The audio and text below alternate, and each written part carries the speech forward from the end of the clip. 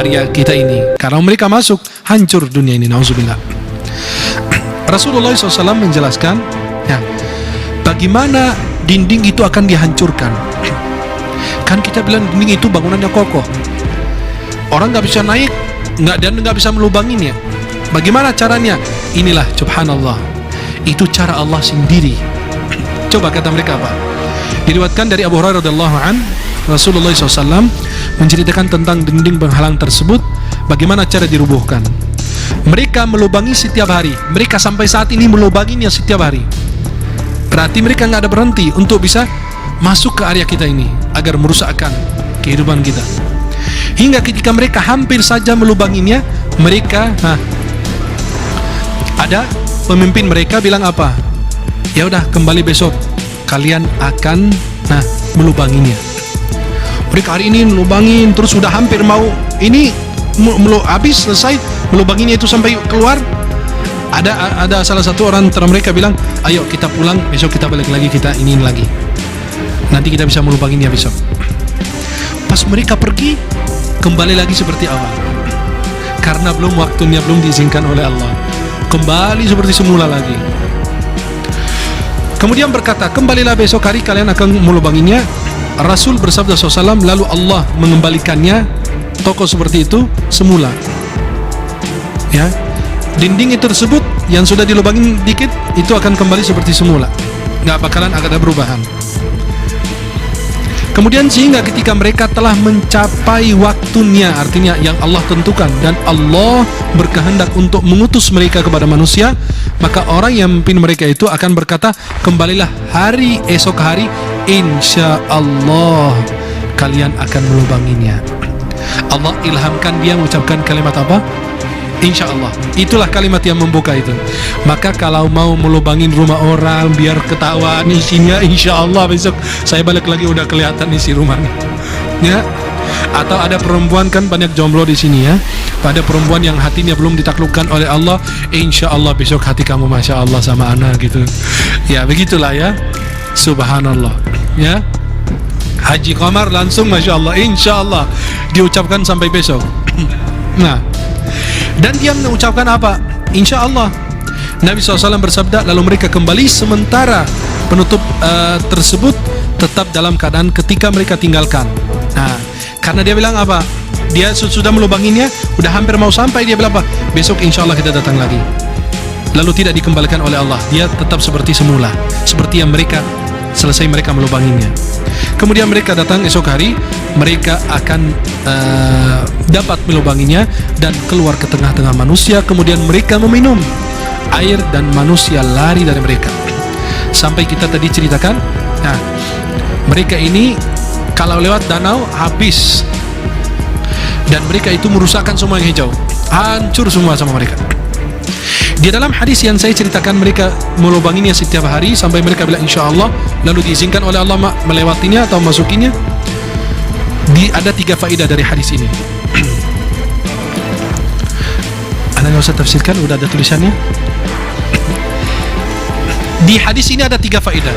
Pertama, Allah mencegah mereka untuk terus-menerus melubanginya pagi, siang, sore, malam. Maka mereka ada capeknya, besok kita lanjut lagi, besok lanjut lagi. Karena kalau mereka terus-menerus melubanginya, mereka akan mampu untuk menebus itu. Mereka akan mampu untuk menghancurkannya. Tapi itulah faedah pertama. Yang kedua, Allah mencegah mereka untuk menaikinya di atas tembok tersebut dengan tangga atau alat yang mereka miliki, karena Allah belum mengilhamkan mereka. Karena kalau Allah mengilhamkan mereka, pasti mereka bisa akan menaikinya. Bayangkan. Kemudian yang ketiga, Allah tidak mengilhamkan mereka kecuali pada saat yang ditentukan oleh Allah. Maka mereka diilhamkan untuk mengucapkan kalimat insya Allah. Dan sudah mendekat kiamat baru mereka bisa. Nah, inilah temboknya seperti ini. Gambarannya ya kurang lebih lah antara 2 gunung, maka penghalang antara kita dan mereka. Nanti mereka akan bisa mereka akan bisa masuk ke area kita ini. Ini bayangkan temboknya licin dan lain sebagainya. Binasanya Ya'juj dan Ma'juj diriwayatkan dalam hadis ya, Nawas bin Sam'an radhiyallahu anhu, di dalam ungkapannya dia menjelaskan begini: ketika Allah mewahyukan kepada Nabi Isa, sungguhnya aku telah mengeluarkan hamba-hambaku, tidak ada seorang pun dapat mengalahkannya. Bayangkan, Allah mengatakan kepada Nabi Isa begitu, saya udah keluarkan, udah bebaskan mereka yang aku dulu cegah daripada kalian biar nggak merusakkan kehidupan kalian. Sekarang aku bebaskan mereka, dan tidak ada satupun hambaku yang mampu mengalahkan mereka. Ya, maka kumpulkanlah hamba-hambaku ke gunung Tur. Tur itu ke daerah Baitul Maqdis. Kemudian Allah mengutus Ya'juj dan Ma'juj. Mereka datang dari setiap tempat yang tinggi.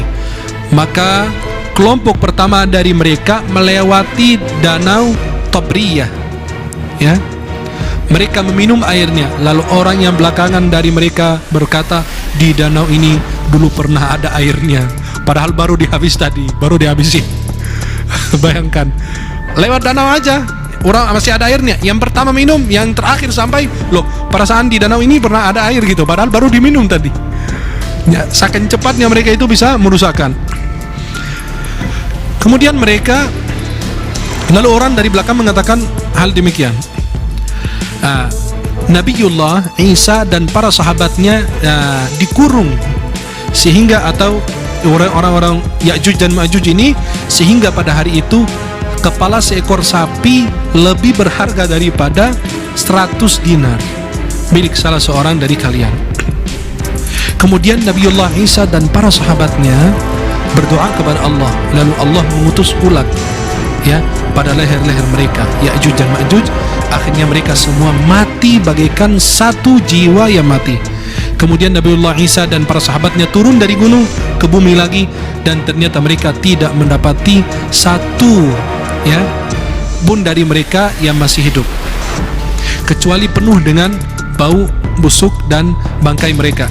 Kemudian Allah Subhanahu wa taala kirimkan burung seperti burung punya sayap, seperti lehernya seperti onta. Akan Allah turunkan hujan, dan burung-burung itu akan bawa mayat mereka, akan dilempar jauh, apakah di laut atau di mana, biar dibersihkan bumi, karena itu baunya busuk dan banyak bangkai mereka. Maka Allah kirimkan burung seperti itu. Dalam hadis Rasulullah yang lain, burungnya seperti apa? Lehernya panjang seperti onta. Dia akan membawa mayat-mayat mereka, akan dilempar jauh daripada apa? Daripada bumi, agar mereka bisa hidup tenteram dan bahagia. Ya. Kemudian mereka akan kembali seperti biasa.